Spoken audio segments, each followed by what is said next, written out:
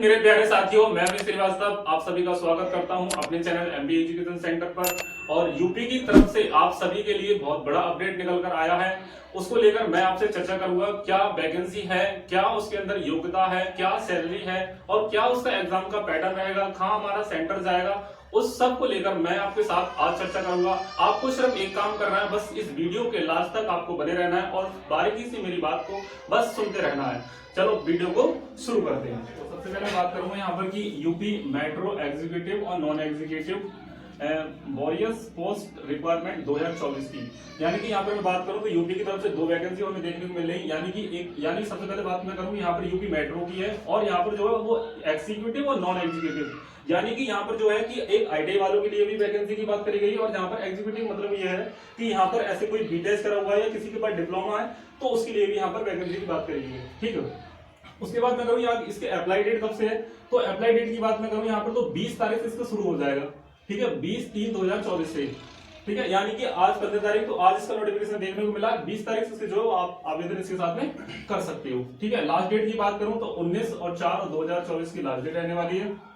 अगर मैं फीस की बात करूं तो जनरल, ओबीसी और ईडब्ल्यूएस के लिए यहाँ पर जो है वो क्या कहते हैं 1128.80 रुपए आपको देने होंगे। ठीक, और एससी एसटी की बात करूं तो 826 रुपए की फीस यहाँ पर देनी होगी। अगर एज की बात मैं करूं तो यहाँ पर जो है एज 21 से 28 साल तक काउंट करी जा रही है। ठीक है, एज रिलैक्सेशन भी मैं आगे बताऊंगा आपके लिए। ठीक है, एज रिलैक्सेशन जो यहाँ पर है ओबीसी, एससी और एसटी के लिए 5 साल का रखा गया है। और अगर कोई एक्स सर्विसमैन है, ध्यान से देखना यहाँ पर दो, यानी कि कोई अगर सर्विस पहले से कर चुका है तो उसके लिए भी यहाँ पर मौका है। यानी एक्स सर्विसमैन के लिए यहाँ पर 3 साल की छूट की बात करी गई है। ठीक है, एज काउंट कब से करी गई, सबसे बड़ा डाउट ये होता है कि एज कब से काउंट करी गई।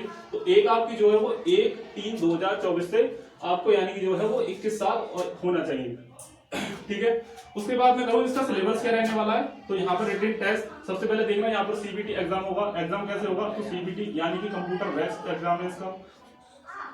ठीक है, नहीं ऑनलाइन मोड से इसका एग्जाम कराया जाएगा। एक ही एग्जाम होगा। बार बार पूछते हैं भैया यहाँ पर बताओ कि 2 एग्जाम है, यहाँ पर 1 एग्जाम, तो यहाँ पर सिर्फ एक ही एग्जाम होगा। ठीक है, और वो भी कंप्यूटर बेस्ड होगा। उसके लिए सिलेबस क्या रहने वाला है यहाँ पे, तो सबसे पहले मैं बात करूँ तो यहाँ पर जनरल इंग्लिश रहने वाली है और फिर यहाँ जीके रहने वाली है। और एक यहाँ पर क्या है कि मैथमेटिक्स, मैं आपको बताऊं थोड़ा सा, रोक दीजिए यार, देखो फिर यहाँ पर ये जीके है और दूसरे या तीसरे नंबर पर जो है वो मैथमेटिक्स की बात करेगी और फिर यहाँ पर रीजनिंग है।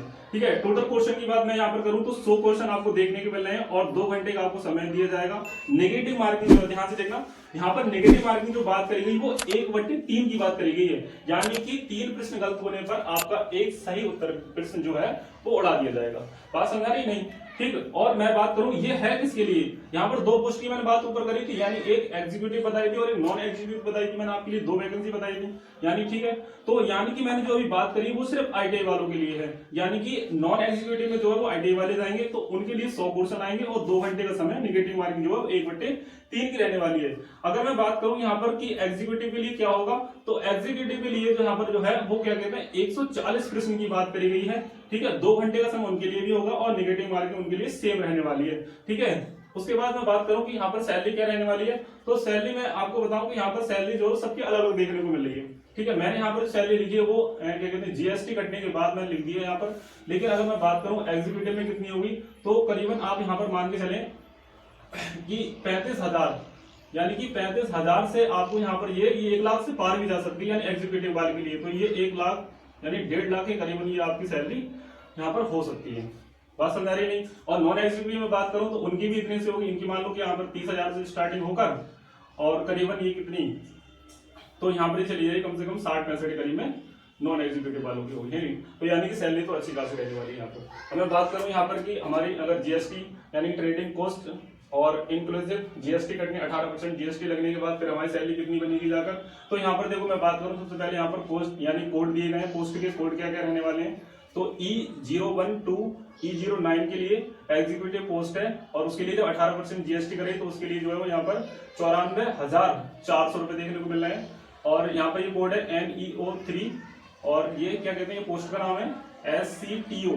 इसके लिए जब जीएसटी कटने के बाद 41,300 हो जाएगी और यहाँ पर ये कोड दिए गए, आप देख लेना खुद इनको अपने आप ही।